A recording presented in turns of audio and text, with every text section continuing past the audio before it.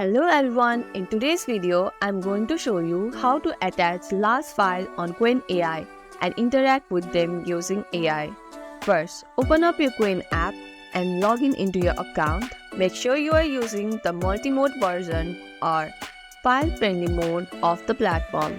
Next, look at the file upload icon, usually a paperclip or labeled as upload file near the message box. Click the button and choose your file from your computer.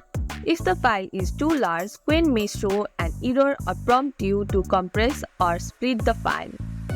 Once your file is uploaded, type in a prompt like "Summarize this PDF," "Extract all action items from this document," or "What's the document about?" Qwen will analyze your file and generate a detailed response.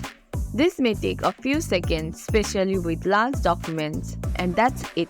Now you know how to upload and interact with large files on Qwen AI. If this video helped you out, don't forget to like, subscribe, and press the bell icon for more updates. Thanks for watching, and I will see you in the next video.